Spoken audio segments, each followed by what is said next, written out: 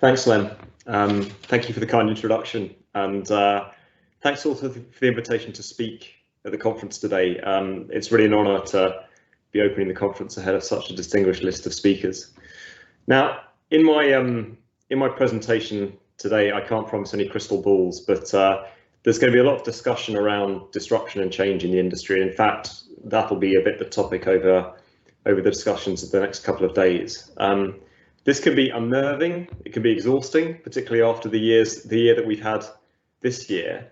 But we should also see it as a big opportunity. And as we'll see as we go through the presentation, we estimate it's something like a $265 billion opportunity for the industry. Society, the economy, the environment need construction more than ever. They need us more than ever. And this should be a source of optimism for us. It should be a source of motivation for us. So I'd like to just leave people with that thought before we get started. So firstly, who are McKinsey and why am I here speaking to you about construction? Well, we're a global consultancy. We work with some of the world's largest private companies, governments and NGOs, broadly on the topic of performance improvement. We've been around for nearly 100 years, which means that we've served clients through quite a few disruptions so far. So whether that's the Great Crash, whether it's the post-war disruption, whether it's oil crisis, dot-com, financial crisis, we've been side by side with clients through some of these kind of large industry disruptions. We also know construction pretty well, so we work alongside everyone from investors through contractors, designers, through to owner operators. So spend a lot of our time in the industry hearing what's on clients' minds and seeing what's happening. And we also spend a lot of time on research, and that's what I'd like to present to you in the discussion today.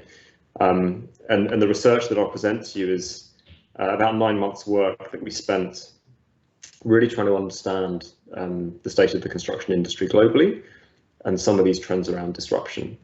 And the way that we conducted this research, we drew on 3 sources of insight. So the first was around 100 interviews with construction leaders globally. The second was a survey of 400 construction executives in companies around the world. So again, contractors, designers, investors, owner operators.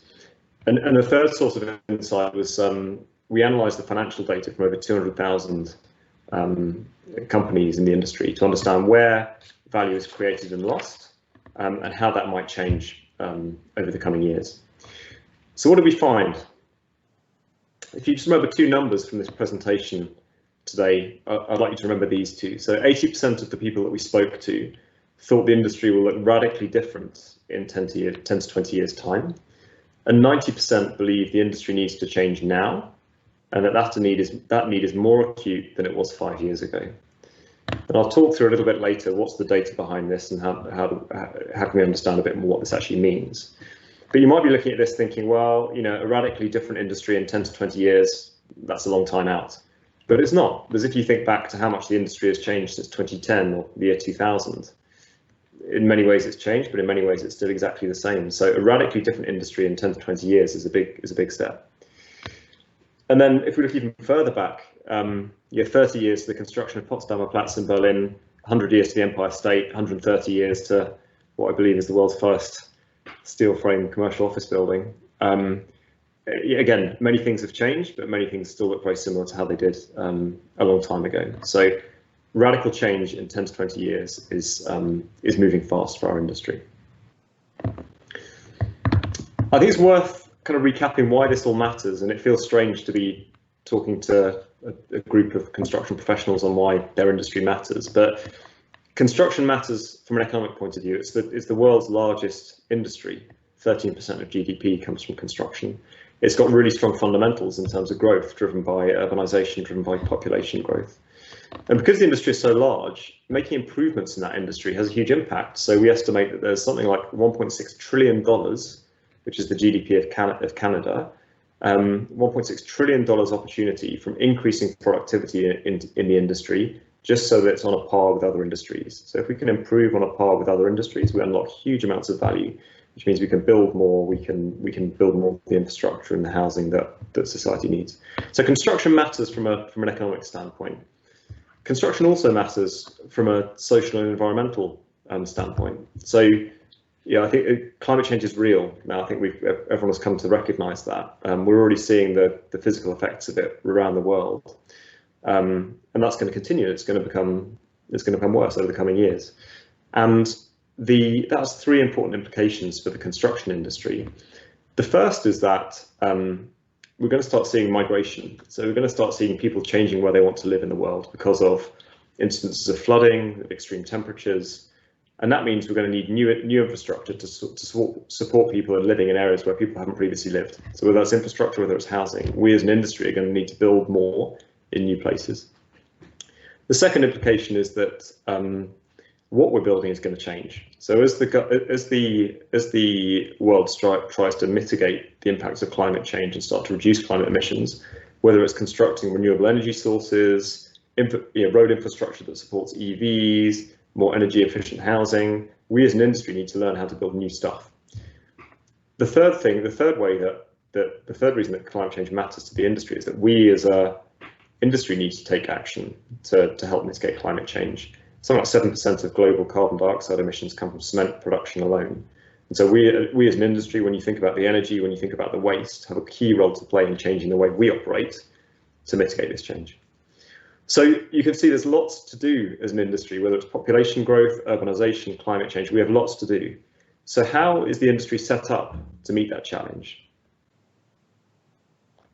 Well, on the face of it, not particularly well. So if we look at the numbers on the right-hand side of the page here, and people will have seen some of these statistics before, but the industry is lagging in productivity. So productivity has been flat for many years. We're one of the least digitized industries out there. Profits are low. So from a business model perspective, again, the profitability levels are not particularly attractive. And I think people who are running construction businesses will be very happy with the 4 to 5% profit margin. I think in many cases we're much lower. And the final point here is around customer satisfaction. So I think we all pride ourselves on the quality of the work that we do, but if you compare to other industries, actually the experience of being a customer in the construction industry is pretty poor. There's delays, there's cost overruns, there's difficulties in communication. There's much more that we can do to improve customer satisfaction in the industry. So that's what we're seeing in the industry at the moment. And I think it's useful to ask, how did we get here? So why do we have this great, massive industry that does great stuff, but is still unproductive and in many places unprofitable? Well, it's a combination of two things. It's a combination of the specific characteristics of construction and the way that the industry has evolved in response to those characteristics. So if we think about the market characteristics, first of all, firstly we have very cyclic demand, which leads to low capital investment and bespoke requirements, which means you have limited standardization between projects. We know that construction projects are increasingly complex, logistics are complex, we need to deal with multiple interfaces, and the share of manual labour is still very high. And then the final point is that the market rules and regulations are necessarily strict and they're necessarily local. And what that means is that it becomes difficult to scale globally. It becomes difficult to overcome local regulations and take lessons learned from one country to another. We also see, in spite of best endeavours, lowest price tendering still ruling in many markets, again, which makes it difficult to differentiate on quality and elements other than price. And so in response to these market characteristics, our industry has evolved in a certain way. So we have, and the way that it has evolved has made it, has led to this low productivity and has made it difficult to drive change in the organisation. So we have a project-based building approach, which means that, again, it's difficult to have repeatability and learning between projects, number one. We have a highly fragmented ecosystem. So because of the share of manual labour, because barriers to entry are relatively low, we have a very, very fragmented ecosystem. Average size of a construction company in the UK is less than 10 people. Again, that makes it difficult to drive productivity, to drive institutional learning and improve performance.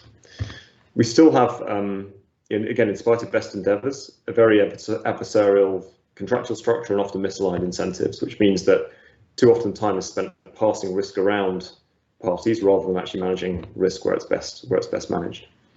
And the final point, again, because of the cyclicality and the risk in the construction cycle, there's still a heavy use of contractors and temporary staff. This makes it difficult to, again, have this institutional learning and continuous improvement and innovation in the sector. So that's where we are at the moment. That's how we think about the industry. But this is changing. This is changing, and it's changing driven by two drivers. So the first is a change in the market characteristics, and the second is a series of external disruptions that are hitting the industry. So let's talk about changing market characteristics first of all. So we have real challenges in demand. So just taking the UK as an example, we know we need to be building more affordable housing, pretty much double what we're building annually at the moment. We know there's a change in the way that we need to generate power in the UK. So again, we've got the target around all UK homes powered by offshore by 2030, and all of the other stuff that came out of the recent government 10-point plan. So demand is really, really strong. And if we want to meet that demand, we're going to need to have labour and skills to deliver it, which brings me to the second point, which is that we have an issue with skilled labour shortages. And this isn't just in the UK, this is in most developed economies. When I speak to construction leaders around the world, this is typically the #1 challenge they have. How do I get the right skilled labour to deliver the projects I need to deliver? And then the third factor here is regulation. So for good reason, regulation is becoming more strict, and it's also becoming more complex. So whether that's around fire safety and material traceability and accreditation, whether it's around carbon reduction, whether it's around health and safety, regulation is becoming more complex. And these things taken together mean that we need to find a new way of delivering projects more productively and also within this new regulatory framework. So if you take the market characteristics and then add in the three external disruptions that we're seeing, you start to see what's really driving the changes in the industry. So external disruptions, there are three things that we see. The first is new business models and consolidation. So we see new kinds of businesses emerging, whether those are the ecosystem of construction software businesses that we see emerging, whether it's the likes of Katerra, who are taking a totally vertically integrated modular building approach, whether it's the likes of WeWork, who are changing the way that you let and manage office space. We're also seeing a big drive towards consolidation. So the numbers show that there's been 9% growth in construction M&A in the last year. Companies are going for scale, not just in response to COVID, but to allow them to invest in the technology and the R&D that they need to start to change their organisations. We see a trend towards industrialisation. So I'm sure modern methods of construction will be a big topic over the next couple of days, but we're really at a confluence where the technology is there, the demand is there, the business processes are there, that we're starting to see real growth in industrialisation of production of modular homes, but also industrialisation of every bit of the construction process, whether it's standard design workflows and standard operation workflows. And the final bit is around digitalisation. And so, if you look back to where we were in digital, when I started my career in construction 20 years ago, we were talking about BIM, we were talking about 3D modelling, and we were doing it. It then felt that there was maybe 15 years of not much changing, but now we're in a world where we have a very, very exciting proliferation of very kind of applicable real-world digital applications that are really changing the way that we do work on site and really improving productivity on site. And so these three external disruptions together are going to changing the face of construction. I think the other thing that's worth mentioning here is that is taking a bit of an external perspective to the industry. So what this chart shows is the level of investment that's come into construction from outside the industry into construction technology. And what it shows is that the volume of investment in the industry has doubled in the last 5 years compared to the 5 years before.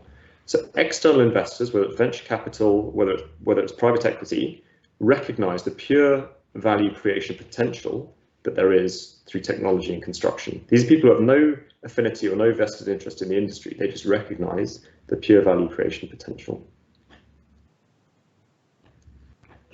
So taken together, these the change in the market, in the market characteristics and the external disruptions, we see 9 shifts happening in the industry and the way that businesses operate in the industry.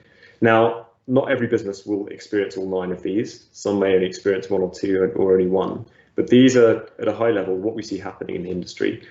And when we look at where value is created and lost in the industry at the moment, and we apply some of these trends, we believe it could lead to up to 40 to 45% of the value that's created in the industry being redistributed.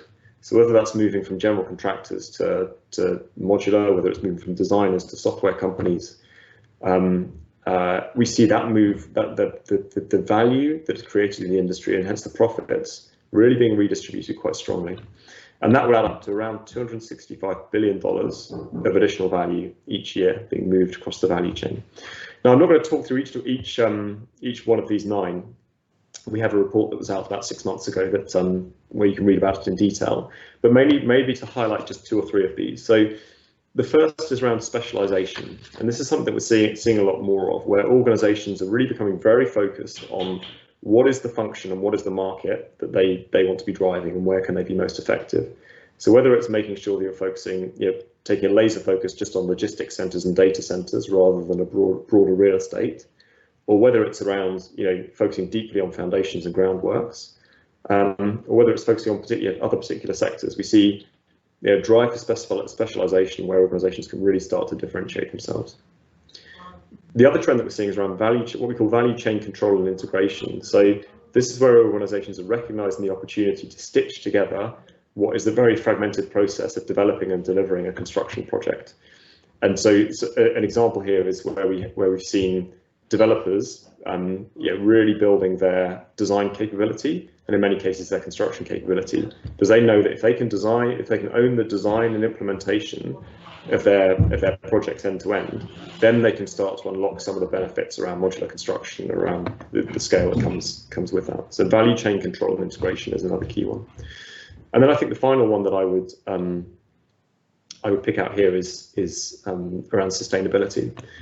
And this is sustainability not just through sustainability of organizations' own operations, so decarbonising and reducing waste from their own operations. It's around recognising sustainability as a market opportunity. So, to take one example, the retrofit programs of domestic housing that are happening, starting to happen around the world now. This creates huge opportunities for companies that manufacture and install installation. It creates huge opportunities for heat pump manufacturers. Again, sustainability is a big shift that we see happening in the industry.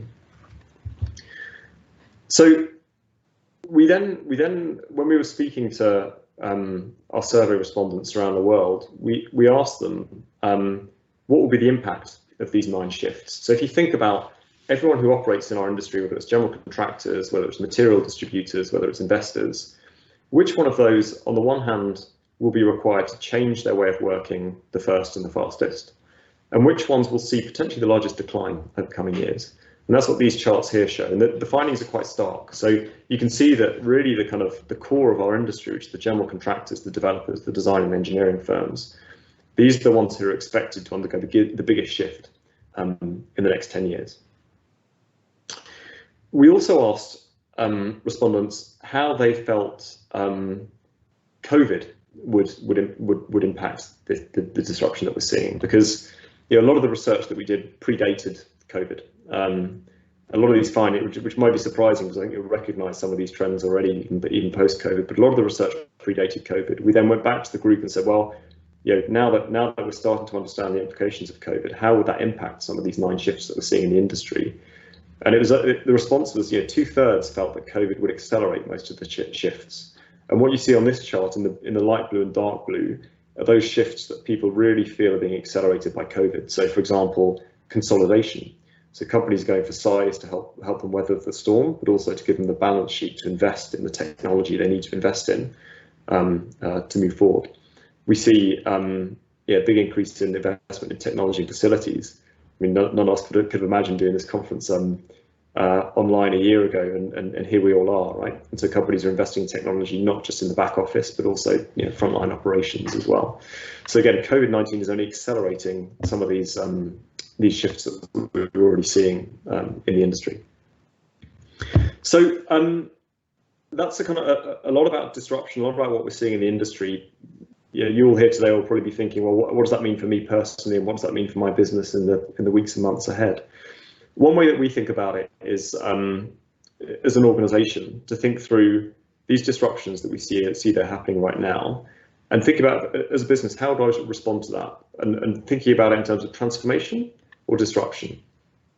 And for your business, the transformation would be, okay, the way that I generate revenue and create value as my business doesn't fundamentally change. So if I'm a groundworks contractor, I'm still going to do groundworks. If I'm a fit out contractor, I'm still going to do fit out.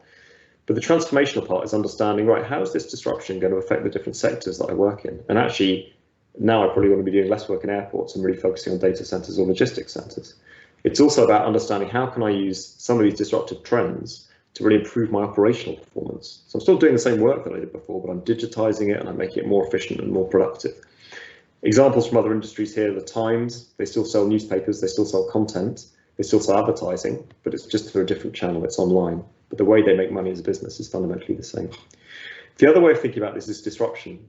So disruption is about thinking about how are the changes we're seeing in the industry going to change ways that revenue can be generated. So here you have an example of the material companies that are now going into selling BIM object libraries, or the OEM and equipment manufacturers that are now going into data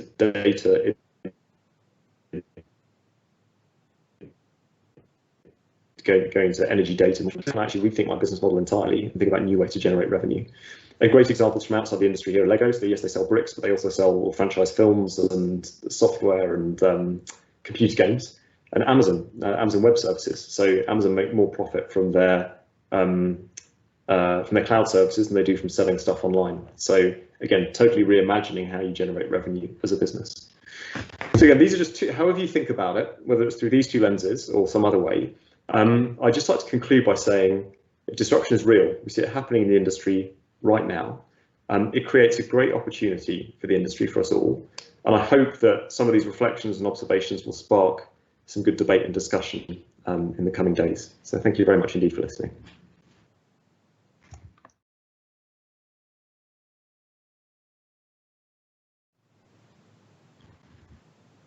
Thank you very much, David. Some fascinating insights there. One of the things that I wanted to drill down a little into, I have the benefit of having at least looked at the McKinsey report that you talked about. It drew a distinction between blue-collar digitization and white-collar digitization. I suppose that we can think of that as being on-site and back office. Do you see that the acceleration of that sort of blue-collar side of digitization as particularly key to unlocking value in the future? Yeah, absolutely. And I think this is one of the most exciting things about digitization in the industry. As I mentioned, when I started in the industry, you had maybe one person working on the BIM model and they were locked in a dark room somewhere. And occasionally you'd have to send them stuff or they'd send you stuff. And it felt very detached from the actual construction process itself. People would often build and design in the traditional way, and then they'd suddenly remember they need to do the BIM model, and they'd catch up. And I think that was, in many ways, that was driven by the fact that digital was seen as an IT thing. So IT departments would go and procure big, cool pieces of software and then figure out how best to use them. What's happening now is that you have this proliferation of new technologies and applications that anyone can use. And whether that's around pushing activity lists to the frontline workers, whether it's around tracking movements on site, whether it's around someone having a high resolution camera on their head so they can track progress and link that to the BIM model. It's real applications that people can use day to day, and people see the real benefits immediately. And the reason that's happening is that I think consumer digital has a big role to play. So everyone on the construction site knows how to use a smartphone. These software companies are pushing applications that can go to a smartphone. So you don't need to think about big training exercises, big hardware investments. It's all just pushed to your phone. The other thing that's helped, I think, is the improvements that we've seen in data standards and data sharing. So through things like the IFC standards, the work that Building Smart are doing, actually we now, instead of having these solutions where you'd invest in it and it's all you could ever use, you now have these solutions that now talk to each other. It's a real ecosystem. And the third thing I'd say is that the success of some of these early solutions is now attracting more and more of the digital talent to the industry. So the developers are actually seeing construction as a really exciting space to be working in, because it's a really cool problem to solve. And so you're suddenly getting people out of training courses and wherever, who are actually excited about this challenge and are actually really motivated to build the applications that improve the industry. So for me, it's one of the most exciting things that's happening in the industry at the moment. You put up a slide about the amount of investment that's going into technical solutions for the construction industry. Was there a pattern there in terms of whether there's a big shift towards sort of more practical end of digital tech opportunities? Yeah, it's a combination. It's a combination. So you have these kind of what you call point solutions, where, as I say, it may be an application that allows you to track the volume of waste coming in and out of your site, or it may be one that allows you to monitor movements in and out of high-risk zones on the site. So you see a lot of interest in those point solutions. At the same time, you see some of the big players like Autodesk and Trimble and Bentley and others trying to own a bit the platform. So they're trying to own the whole construction technology space end to end. And so there's a bit of this fight between the platforms and the individual point solutions. But I'd say, the level of interest from external investors is huge. I have maybe 1 or 2 phone calls a week, either from colleagues or people outside of McKinsey who are interested in getting involved in investing in the sector in some way. And these are people who don't come from a construction background. So it's a big there's a lot of interest at the moment. You also touched on the issue of consolidation. I think you talked about that as being a necessary force for the construction industry to amass the scale to afford the R&D that's needed to really change the way that they do things. Consolidation, acquisitions, they inevitably create challenges of their own. I don't suppose you have any tips for how the industry can attempt to get best value from that process of consolidation. I know that's a difficult question. Yeah, and I'd probably be a multimillionaire if I had the answer, but it's I think, yeah, we as an industry, we know acquisition and we know consolidation very well. It's typically how construction organizations grow. I think, yeah, my observation of construction as opposed to other industries is that we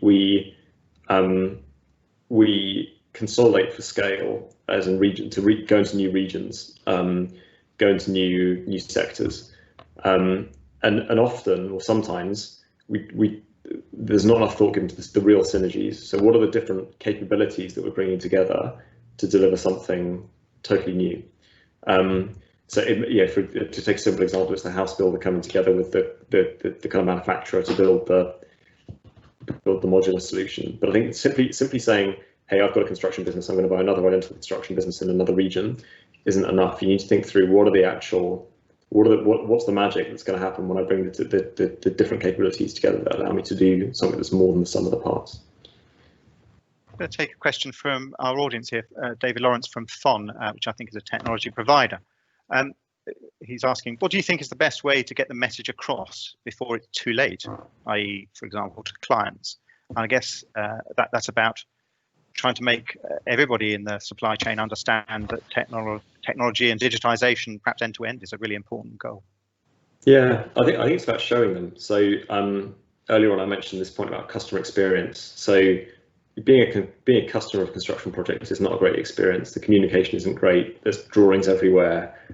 You never quite know where the project's at and where your money's being spent. And so if you can say to your clients, hey, look, you can have real-time progress updates of where we're at. We can have a fully automated payment process. We can have virtual reality, so you can actually walk through the building and see what it's looking like in real time without even being there on site. I think it's about showing them with the technology. If you simply go to them and say, hey, you guys have got to have a 5D BIM model, please pay for it, then it's not so compelling. But showing them that what it means for them in terms of customer experience, I think is the important thing. Another question from our delegates today. The precise question is asking about Africa, but I think perhaps you could address whether there are countries in the world which are perhaps models, perhaps a bit ahead of the UK, for example, in their adoption of new ways of working that we might look to for instruction. I don't know if your research was international or was more focused on the UK. Yeah, we did look globally. I think the UK is at the vanguard when it comes to digital, particularly in the way we're defining standards and data sharing standards. I mean, the UK is really one of the leading countries. If we look beyond digital into things like modular and there are companies like Sweden and Japan in Germany to an extent are way ahead of the UK, and I think there's lots to learn from them. I think the other thing that I would add is that the industry is big, and this research is focused primarily on new build. There's a whole other world out there when it comes to renovation and maintenance and brownfield, which has a whole separate set of challenges, and the applications aren't a direct read across. But I think it's I think there's no one country you would point to say, yeah, that's the archetype. But I think we can be pretty happy with how we're doing in the UK, particularly when it comes to digital. And one last question. We've got a couple more minutes. You talked about consolidation, but the McKinsey report also talks about specialization. Are they in some ways opposing forces to specialize and to consolidate? I don't know how you reconcile those two different tendencies. Yeah, it depends how you think about it. So when we talk about specialization, it's specialization in terms of either function. So I'm going to be the world's greatest piling contractor or fit out specialist or whatever, and it's specialization in terms of sector. So I'm only going to focus on big road projects. So I'm only going to focus on data centers, and so you can still be big in those verticals. The industry is big, like 13% of GDP. So you can still be very big in those verticals, but it's a question of focus. Consolidation is a question of scale, which is different. So right, and you may not do both, right? You may still be a generalist that plays across sectors, but you can still be a specialist and at the same time have the scale. Specialism is about differentiation. So making sure we're doing something brilliantly, we're known for it, and we can have competitive advantage at it. Scale